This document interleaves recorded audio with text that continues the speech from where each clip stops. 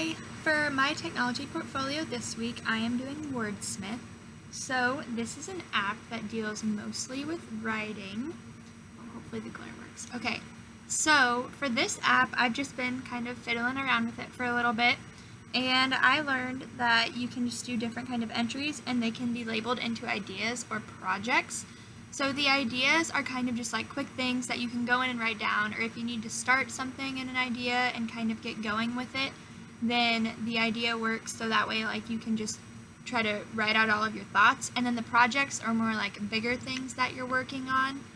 So the projects are more like if you're writing a book or if you're doing like a really long paper for a class or something. So what I did is I did a Dear Diary entry just like as a sample kind of thing. So I was able to go into the ideas and do just like a quick short idea. A super cool tool that this does is not only does it count words, but it also tells you like how long it takes to read, how long they spent working on it. As a teacher, just like tools like that would be really important because you could see if kids are copying and pasting work that maybe they shouldn't be, because all information should obviously be originally coming from them. And so if it says like it took 3 seconds to type like 3 paragraphs, then that's probably not a good idea. Okay, and then if we want to go back from that, we just click the little arrow back here. And so then this is the projects tab, and it's big and empty right now because I haven't started any major projects. And then I can go here, and this is kind of like my profile portfolio. If you actually want to pay for upgrades in the app, you can do like different formats down here, but default seems to work best. I mean, you shouldn't have to pay for it if you're just using it for its basic needs. And then if I click on Edit Portfolio, there's actually this cool feature where you can set up your location for all of your work, and you can put it onto a website. So as a teacher, that might be a cool tool to use because you could have all the kids put their location as their name, and then if they need to turn in like weekly journals or something that they write as ideas on here, then they would be able to turn them in just by sending in a URL, and that would be a cool tool to use as a teacher.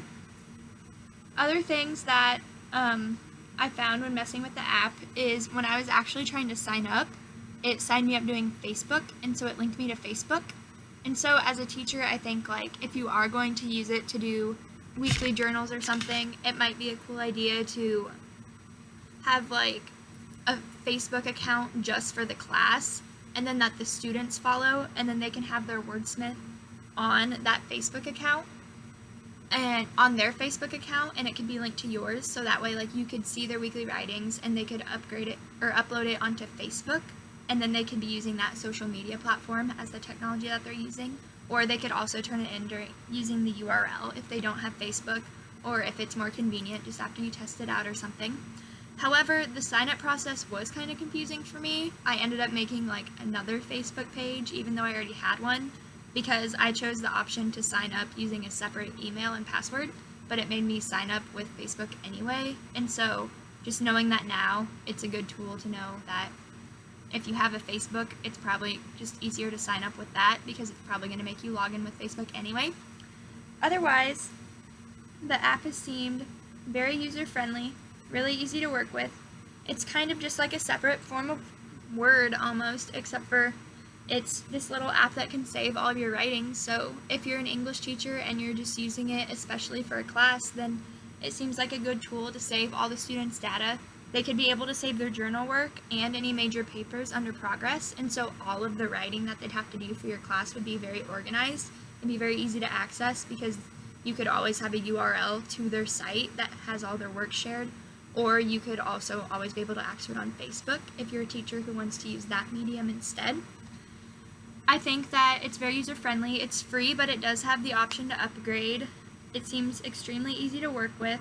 I will say the one struggle I've had is once I clicked that I wanted to do ideas, it hasn't let me start any major projects, and I have been trying to fiddle with that for a while now, but mostly I think that it's just a great tool to use, and I could definitely see myself using it in the classroom. So, thanks for watching!